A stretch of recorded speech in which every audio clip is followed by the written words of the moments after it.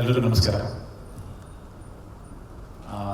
ಚಂದ್ರ sir first 5 cinema start ಮಾಡ್ತಿದ್ದೀನಿ ಅಂದಾಗಲೇ ಒಂದು shock ಆಗಿತ್ತು. ಅಂದರೆ ನಮಗೆ ಒಂದು ಸಿನಿಮಾ ಮಾಡೋದೇ ಕಷ್ಟ, ಪ್ರೊಡಕ್ಷನ್ ಮಾಡೋದ್ರಲ್ಲಿ ಹೆಚ್ಚು ಕಮ್ಮಿ ಒಂದು 2 ವರ್ಷ 3 ವರ್ಷ ತಗೋತೀವಿ ಒಂದು ಸಿನಿಮಾ ಮಾಡೋದಕ್ಕೆ.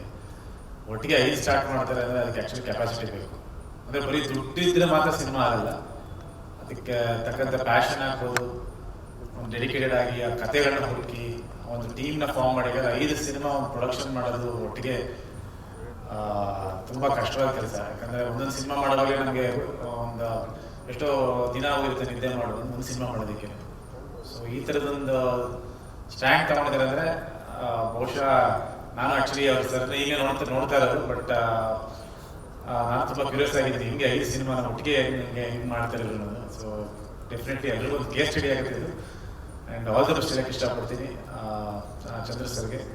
ಡೆಫಿನೆಟ್ಲಿ ಅದು ಸೌಂಡ್ ಮಾಡೇ ಮಾಡ್ತಾರೆ. ಒಂದಷ್ಟು ಒಳ್ಳೆ ಚಿತ್ರಗಳು ಅವ್ರ ಮುಖಾಂತರ ಮತ್ತೆ ಬರಲಿ. ಆ್ಯಂಡ್ ಆಲ್ ದ ಬೆಸ್ಟ್ ಹೇಳಕ್ಕೆ ಇಷ್ಟಪಡ್ತೀನಿ 5 cinema. Thank you so much.